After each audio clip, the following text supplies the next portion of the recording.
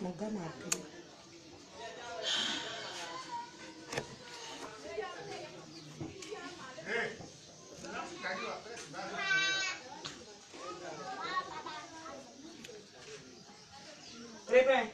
Mon oncle est accusé pour déposer. Oh, vraiment, c'est pas. Excuse-moi. Aujourd'hui, là, toi et puis ta femme, grâce à elle, allait te promener. Si elle vient faire une enquête pour eux, là, c'est pas ça qui a... Ok, chers collègues, connectez-vous, connectez-vous. Connectez-vous pour ne pas que les gens s'apitoient sur mon sort. Voilà. Je vais passer une information et je vais essayer d'échanger sur un sujet.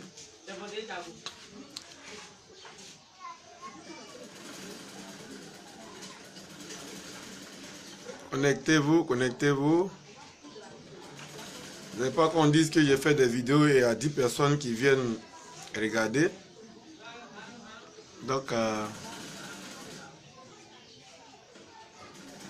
je veux simplement rassurer les uns et les autres que, en dépit de tout, j'ai le moral qui est très haut. Voilà, le moral est très haut. Donc, je ne veux pas que les gens s'apitoient sur mon sort, puisqu'il ne m'arrivera rien. Et donc, il fallait que je puisse communiquer là-dessus.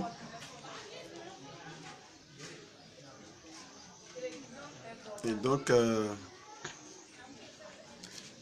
si vous êtes prêts maintenant, je vais échanger, chers collègues. Salut, salut, chers collègues de G4S Côte d'Ivoire. Ce soir, je voudrais remercier d'abord l'ensemble des travailleurs pour leur soutien à tous ces malheurs qui m'arrivent. Je peux dire en griffe des malheurs parce que, écoutez, mon portail qui est défoncé par je ne sais qui, on peut mettre ça au compte du malheur, mais écoutez, chers collègues, je me dis que l'homme naît, il marche, il devient un enfant, un adulte, il vieillit et il meurt. Et donc pour dire que la mort même, dont on redoute, est un passage obligatoire dans l'histoire de notre existence sur cette terre des hommes. Oui, parce que on redoute la mort à un certain moment de notre vie, ça ne nous dit plus rien, parce que lorsque tu as décidé de faire quelque chose et que tu te rends compte qu'il y a assez de dangers dedans, moi je crois pour ma part que ce n'est plus trop des choses à craindre, parce que quand j'ai dit une chose que Bernard Dadier a dit, et je cite, que vaut la vie si l'on n'ose pas prendre des risques. Je suis père de 5 enfants, je suis marié légalement et je vis avec un salaire misérable comme père à G4S. Vous voyez, comme moi, vous qui me suivez et l'ensemble des travailleurs, nous sommes tous confrontés, logés à la même enseigne, s'agissant de ce volet salaire, l'assurance maladie et j'en passe. Et donc pour vous dire que les difficultés auxquelles nous sommes confrontés sont légion au sein de cette entreprise que nous avons fait. Et puis les gens sont venus nous trouver. Et donc, tout ce que j'ai fait, il faut dire que devant Dieu, c'est des choses que je n'avais pas voulu faire. Mais les gens m'ont poussé à bout. Quand je parle des gens m'ont poussé à bout, je veux parler de mes responsables vers lesquels, au premier lieu des choses, je suis allé et leur dit que faisons tout pour que nous puissions laver le linge sale en famille pour ne pas que ça puisse entacher notre entreprise. Mais hélas, je n'avais pas été écouté en son temps. Vous comprenez? En le faisant, ce n'est pas parce que j'étais faible ou bien je quémandais quoi que ce soit comme argent avec mes patrons. Non. En le faisant, la société qui m'a permis d'avoir 5 enfants aujourd'hui qui mangent. C'est cette société-là que j'avais voulu protéger. Voilà pourquoi j'ai fait des lobbying auprès de mes patrons afin de ne pas arriver au stade où nous sommes aujourd'hui de l'histoire de notre entreprise. Pourquoi? Parce que nos patrons se sont enorgueillis. Vous voyez? Aujourd'hui, vous voyez sur nos têtes, c'est des cheveux blancs. Vous voyez? Nous avons passé toute notre jeunesse dans une société et des gens sont venus. Ils sont venus plutôt. Au lieu qu'on avance, ils nous ont encore tirés par derrière. Vous voyez? Face à ces situations-là, chers collègues, si c'était vous, qu'auriez-vous fait? Qu'auriez-vous fait? Une question que je pose. Et donc, j'ai la réponse en même temps pour dire que si c'est parce que je suis en train de lutter pour les intérêts des travailleurs qu'il doit m'arriver un malheur, qu'il en soit ainsi. J'ai dit une chose et tout, il dit dans mes vidéos que même si on devait me donner la mort, c'est un gain pour moi parce que dans la vie, il est bon de mourir d'une belle mort. Je ne suis pas en train de dire que quelque chose m'arrivera et que je mourrai, mais pour dire que quand on vit, tout peut arriver.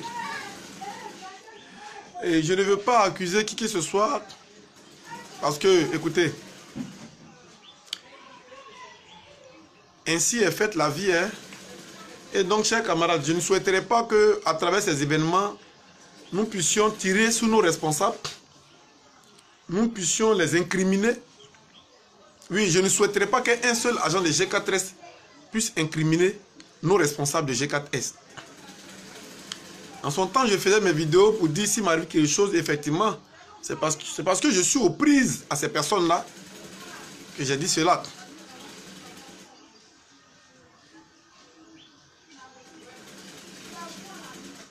Vous voyez?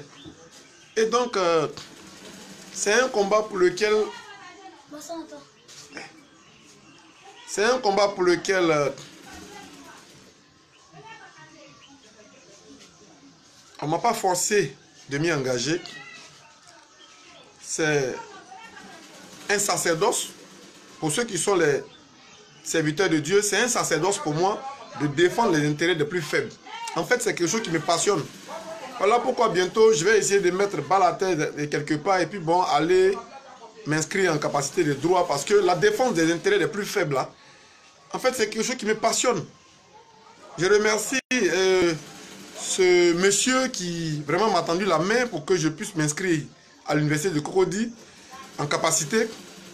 Et celui-là même qui a décidé de m'aider, voilà, pour m'insérer, voilà, dans ce sens parce que vraiment, le droit est quelque chose vraiment de passionnant. Et donc, je lui dis merci de passer cette vidéo. S'il m'écoute, s'il lit, ou bien s'il est en direct, je lui dis merci parce que c'est lui qui est en train de faciliter mon inscription. Et vraiment, ça me va droit au cœur. Pour dire une chose que, chers collègues, pour l'instant, nous n'avons à incriminer personne. Et donc, dès le lundi matin, je vais aller déposer une plainte contre X. Voilà, parce qu'on ne sait jamais. Voilà, donc...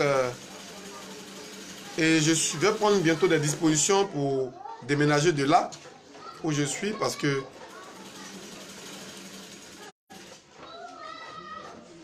ça fait des années que je suis là. Je peux chercher à peut-être vivre avec ma famille ailleurs. Et donc, chers collègues, je voulais vous lancer ce message en disant que le combat est rude. Nous avons décidé de nous engager corps et âme, au risque même de notre vie et de notre emploi. Nous avons mené cette tractation. Mais je vois un agent qui m'a dit tout à l'heure que d'interpeller les agents pour les 200 francs qu'on a demandé de soutien aux syndicalistes pour payer les paquets RAM, pour payer le transport, pour aller déposer tous les documents administratifs dans les différents ministères lorsque nous allons déposer le préavis de grève à la fin de ce mois. Mais c'est fort regrettable de constater que, vous voyez, c'est difficile. Et c'est le propre de l'Africain parce que je me dis, on nous a forcé pour nous prélever 2000 francs pour le compte de la mutuelle et l'argent ne nous sert même pas, je peux dire en quelque sorte, en griffe. Mais nous avons demandé un simple soutien de vous les travailleurs. Vous voyez, pendant que vous mettez là à me dire, ouais Rabé, du courage, Dieu n'a qu'à te bénir, du courage, en me plébiscitant, vous voyez, je suis père de 5 enfants. Mon salaire est misérable à G4S. Pour tout ce que je suis en train de faire, tractation et autres, permission pour faire tant. Vous savez, mon salaire est venu, on m'a prélevé, on m'a coupé.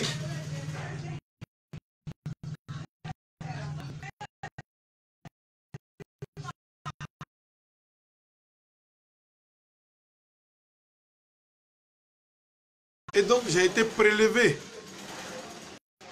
Vous voyez? Pour dire que, en plus du salaire qui est misérable, ça s'est empiré à la fin de ce mois parce que, si je vous dis, vraiment, vous allez attraper la tête. Mais, c'est le prix à payer pour le combat qu'on a décidé de mener. Mais lorsque nous sommes en train de payer le prix comme ça, chers collègues de G4S Côte d'Ivoire, on ne vous a pas demandé 500, 1000 francs, 2000, 2500, 5000. Vous voyez, pendant que nous on prend des risques, vous n'êtes même pas fichu de balancer ces cotisations de 200 francs CFA que j'ai dû demander pour que nous puissions payer les paquets RAM. Pour vous-même vos dossiers de procès en justice, pour faire des tirages des documents, pour vous les donner, pour que vous puissiez signer vos documents. Vous voyez, souvent on est dedans, mais c'est décourageant.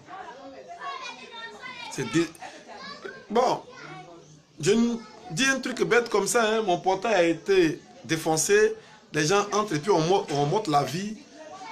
Vous voyez, et vous allez venir, Rabé. Je ris parce que j'ai mal au cœur, chers collègues. Je suis déçu en fait de vous. Je suis déçu parce que vous aimez qu'on prenne des risques pour vous, mais vous n'êtes pas prêt à vous sacrifier. En temps normal, la somme de 200 francs qui est demandée pour le soutien au syndicat, pour qu'ils nous rendent efficaces. Regardez, vous pensez que les gens ne sont pas en train de nous corrompre? C'est à ça que vous pensez, chers collègues. Vous pensez que les gens ne viennent pas nous corrompre? Mais on est là, le mois fini, on n'arrive même pas à nourrir nos enfants, à nos femmes. Nos femmes se plaignent. Pourquoi? Parce qu'on oublie de gratter la tête. Pourquoi? On nous a prélevé, on nous a fait des ponctions sur les salaires. En un point fini. Sachant que même que ce salaire est misérable, on le paye, sans toutefois payer nos différentes primes que la loi nous octroie. Nos heures supplémentaires, nos primes de panier, nos primes de tenue, nos primes de présence sont ôtées de manière arbitraire avec un misérable salaire en tant que garde armée. Pour quelqu'un qui a plus de 20 ans de service, à qui on donne un tel salaire misérable. Et vous, on essaie de vous joindre pour vous dire simplement que 200 francs, 2 pièces de 100 francs, vous mettre ensemble pour faire des dépôts, pour nous rendre quand même efficaces. Et regardez, mardi, j'ai une réunion pour aller au bureau. Je suis en train de pleurer pour dire que mon salaire a été coupé. Parce que je prends des permissions pour aller à des activités, pour aller déposer des trucs dans les ministères. Je vais faire des réunions. Mais ce n'est pas pour le compte de la direction. On me prélève. Mais lorsqu'on me fait ça et qu'on vous demande un soutien, mais chers collègues, il serait souhaitable quand même vous au moins, vous puissiez quand même faire quelques gestes. Hein? Paquet RAM, les photocopies, c'est nous on prend encore nos mecs salaires là pour faire des photocopies pour vous, pour que vous puissiez avoir 710 000 francs comme argent. Ah, chers collègues, mais vraiment... Vous voyez, souvent on est là et puis on veut jeter l'éponge pour dire, bon écoutez, c'est bon. Ça ne vaut pas la peine. Mais comme on ne nous a pas payé pour être là, pour faire ce que nous sommes en train de faire, on ne nous a pas forcé pour entrer dedans. Voilà pourquoi nous sommes en train de tenir. Après, c'est vous qui allez dire que celui-là est corrompu, Rabé est corrompu. Vous disiez ça. Je ne vous en veux pas. C'est votre peut-être mauvaise appréciation des événements qui vous faisait dire ça. Mais hélas, c'est ça la vie d'un homme. Voilà. On peut raconter des allégations sur ta personne, mais lorsqu'on sait la vérité maintenant, ça ressort ta vraie valeur. C'est ça, un être. C'est ça, un homme normal. C'est ça.